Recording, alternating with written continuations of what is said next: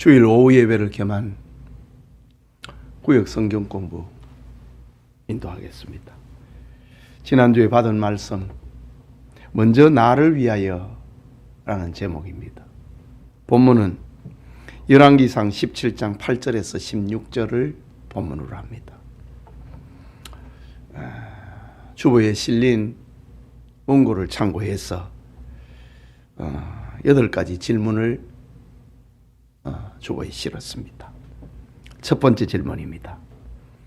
하나님의 율법을 어긴 이스라엘 아합 왕 때의 시대상은 어떠했나요? 열왕기상 19장 10절과 설교문을 참고해서 답을 적어보시라. 엘리야가 외쳤던 소리지요. 주의 언약을 버리고 주의 단을 헐고 칼로 주의 선지자를 죽였나이다. 엘리야가 하나님 앞에 그 아합 왕 시대의 그 포악함을 기도로 표현한 것입니다. 아합 왕 때의 시대상입니다.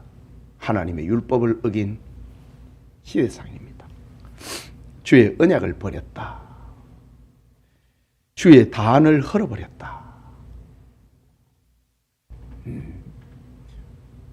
그리고 칼로 주의 선지자를 죽였다. 두 번째 질문입니다. 이스라엘에 3년 6개월 동안 한 방울의 비도 내리지 않은 전무후무한 가뭄과 대기근 재앙이 임한 원인은 무엇인가요? 1번의 질문에서 답이 있지요. 하나님의 율법을 어긴 결과다. 하나님의 법을 어기면은 하나님이 징계한다 라고 했습니다. 세 번째 질문입니다. 대기근 시대에 선택받은 사람은 누구며 하나님의 종 엘리야는 어디로 보냄을 받았나요? 이스라엘 땅에 많은 과부, 많은 불쌍한 사람들 많았지만은 그 시대에 하나님 앞에 택한 사람, 하나님께서는 자신의 종 엘리야를 어디로 보냈는가? 누구에게로 보냈는가? 시돈에 속한 사르밧 성의 한 과부에게로 보냈습니다. 시돈이라고 하는 말은 이방 나라를 말하는 겁니다. 이스라엘 서북 쪽에 위치하고 있는 지중해 해변의 시돈성의 시돈국의 사르밧 성의 한 과부에게로 보냄을 받았다. 그게 택한 사람이었다. 4번이 대기근 시대에 하나님께서 엘리야로 만나게 하신 사람의 형편은 어떠했나요? 그는 남편이 이른 과부였습니다. 둘째는 어린 아들 하나와 살고 있는 가난한 과부였습니다.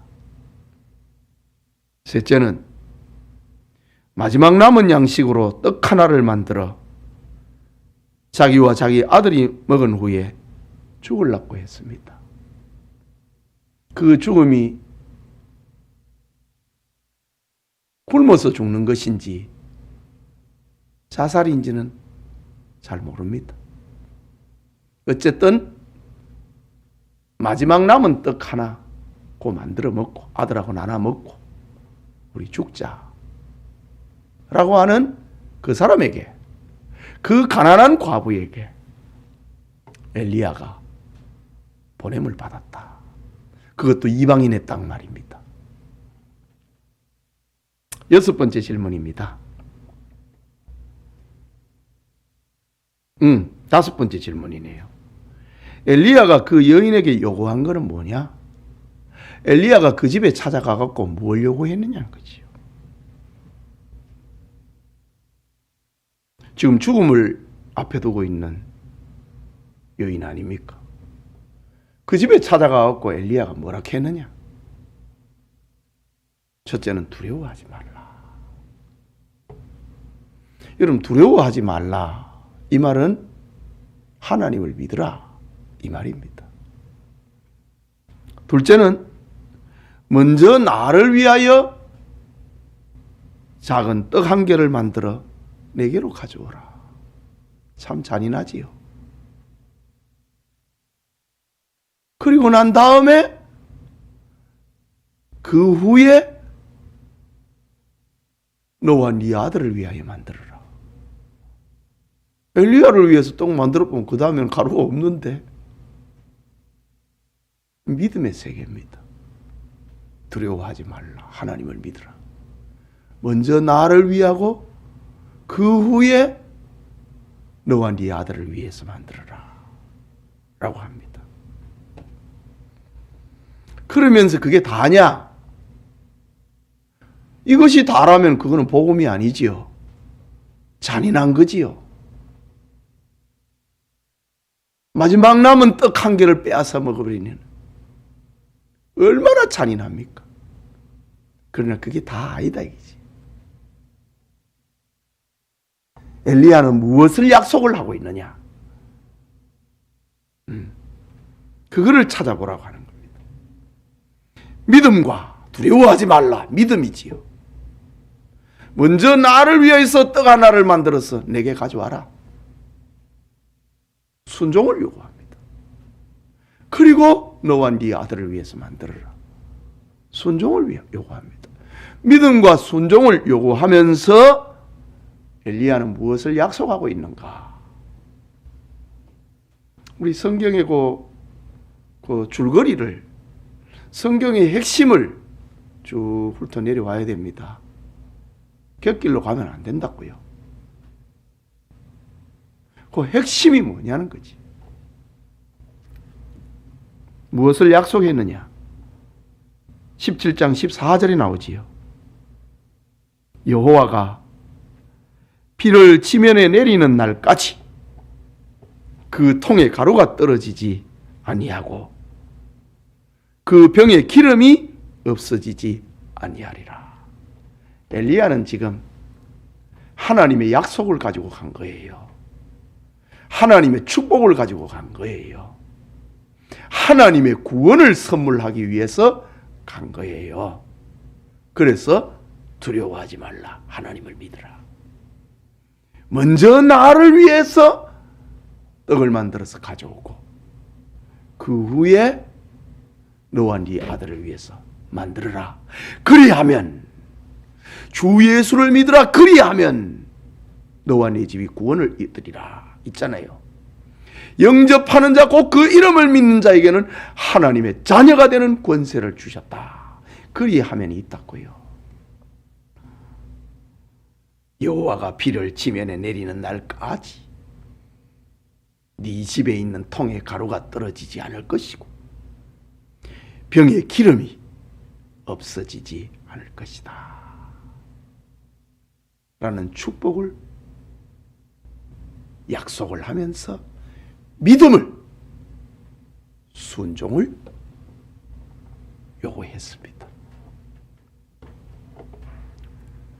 7번째, 사르밧의 과부가 엘리야의 말대로 한 결과는 무엇인가?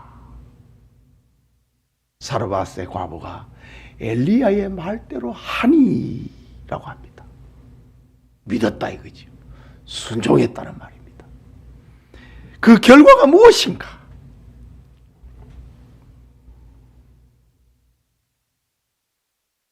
통에 가루가 떨어지지 아니하고 병에 기름이 없어지지 아니했다. 말대로 됐다 이거지요. 그걸로 끝나는 게 아니고 그는 하나님께 선택된 사람이고 하나님을 믿는 사람이라고 하는 것이 이 일로 인하여서 확정됐다. 믿음이 행함과 함께 일하고 행함으로 믿음이 온전해진다고 했으니까 사르밧 과부가 하나님을 믿었다 이거지요. 하나님을 믿었기 때문에 떡을 만들어서 엘리야에게 가져왔다. 믿음대로 됐다. 그 믿음이 온전하게 됐다. 구원받았습니다. 응? 통의 가루가 떨어지지 아니하고 병의 기름이 없어지지 아니했다. 대기근 시대에 사르밧의 과부와 그 아들은 안 죽었다. 풍족했다. 구원받았다. 라는 말입니다. 여덟 번째, 다음 빈칸을 채워보세요. 지난주에 설교를 지원하고 있는 성경 구절 몇 구절을 설교에서 했는데 그것을 빈 공란으로 처리했습니다. 누가복음 4장 25절과 27절에 예수님이 말씀하셨지요. 내가 참으로 너희에게 이르노니 엘리야 시대에 하늘이 3년 6개월간 닫히어 온 땅에 무엇이 들었을 때에 큰 흉년이 들었을 때에 이스라엘에 많은 과부가 있었으되 엘리야가 그중 한 사람에게도 보내심을 받지 않고 오직 시돈 땅에 있는 누구에게 뿐이었으며 사렙다의 한 과부에게 뿐이었다. 하나님의 선택을 강조하고 있는 말입니다. 하나님의 선택은 사람의 생각하고 다르다 이거지.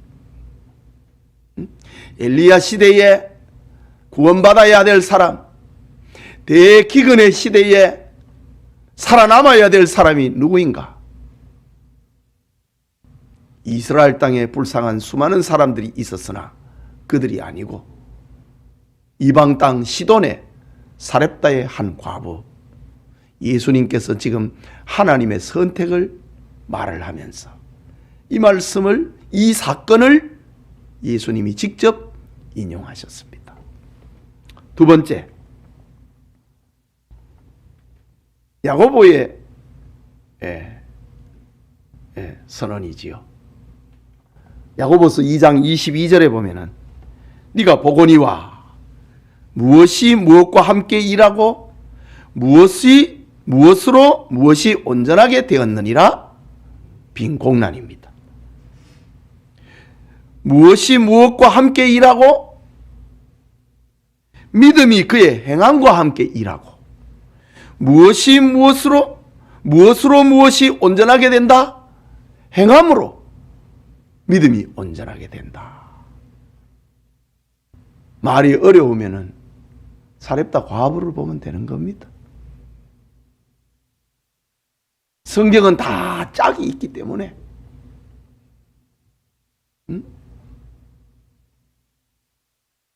믿음이 그의 행함과 함께 일하고 행함으로 그 믿음이 온전하게 됐다. 사렙다 과부를 보면 됩니다. 빈 공란, 믿음과 행함, 행함과 믿음 이렇게 채워놓으면 되겠습니다.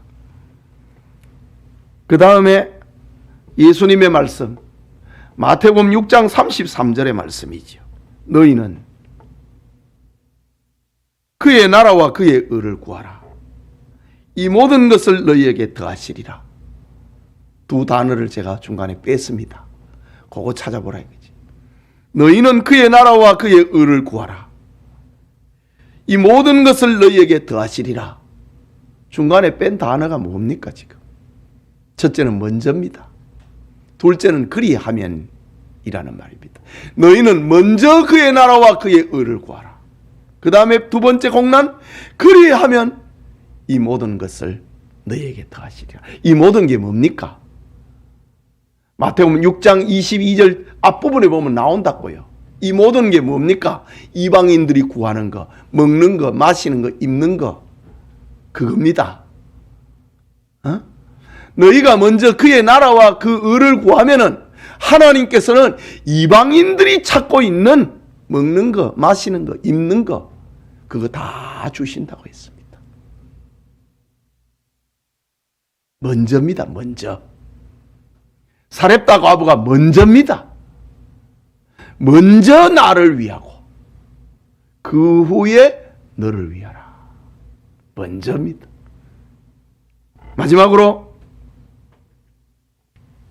요한복음 10장 10절에 무엇은 도둑질하고 죽이고 멸망시키려는 것뿐이요 무엇은 양으로 생명을 얻게 하고 더 풍성히 얻게 하려는 것이랴. 빈공난. 도둑이 오는 것은 도둑질하고 죽이고 멸망시키려는 것뿐이요 내가 온 것은 양으로 생명을 얻게 하고, 내가 온 것입니다. 양으로 생명을 얻게 하고 더 풍성히 얻게 하려는 것이라. 우리는 이 말을 무슨 진짜 도둑으로만 생각을 하는, 그렇게 생각하면 안 됩니다. 여기에서 지금 얘기하고 있는 것은, 도둑이라고 하는 말은 사람들로 하여금 하나님에서 떨어지게 만드는 거. 지금 사렙다 과부를 생각해 보라 이거지요. 하나님에게서 떨어지고 멀어지게 만드는 게 뭡니까? 그 마지막 남은 떡 엘리야 주워버리면 니는 뭐 먹을래? 그 경험 아닙니까? 그 지식 아닙니까? 그 이성 아닙니까? 그 상식 아닙니까? 그게 다 도둑이다 이거지요. 이성대로 살고 상식대로 살고 지식대로 자기 경험대로 살면은 다 죽는다 이 말입니다. 도둑이 오는 것은 도둑질하고 죽이고 멸망시키려는 것뿐이요 내가 온 것은, 엘리야가 그 집에 찾아간 것은 그 말입니다. 양으로, 하나님의 택한 사람으로 생명을 얻게 하고 더 풍성히 얻게 하려 하심이라. 너무 이해가 되지 않습니까? 엘리야가 사렙다 과부의 집에 간 게 가난한 과부의 마지막 양식 뺏어 먹으러 갔습니까? 아니지요. 축복을 가지고 갔지요. 구원을 가지고 갔지요. 기근 시대에 사는 양식을 가지고 갔지요. 먼저 나를 위하고 그 후에 너를 위하라. 대재앙의 시대에 사는 그 축복을 가지고 엘리야가 사렙다 과부에게 갔습니다. 그 말입니다. 경험대로, 이성대로, 상식대로 사는 거, 그거 죽는 겁니다.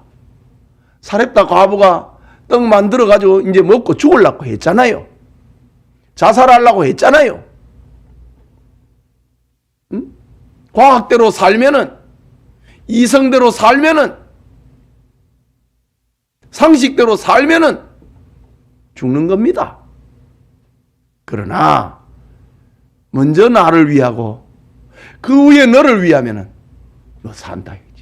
이 복음을 가지고, 이 사는 길을 가지고 엘리야가 그 집에 갔다. 내가 온 것은 양으로 생명을 얻게 하고 더 풍성히 얻게 하려 함이라. 지난주에 받은 말씀이지만은 우리 교우들 삶 속에서 체험을 하시기 바랍니다. 오늘 낮에 설교에 뮬러가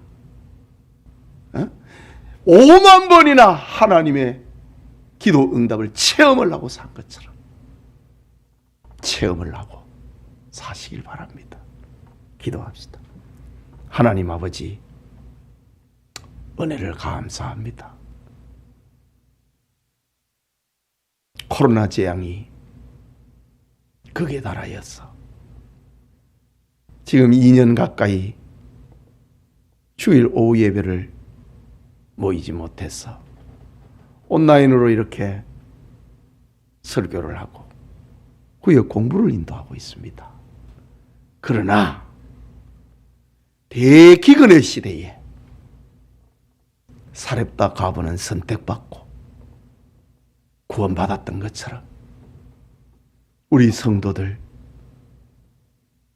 하나님으로부터 살 길을, 구원의 길을, 축복의 길을 얻게 하옵소서. 예수님 이름으로 기도합니다. 아멘.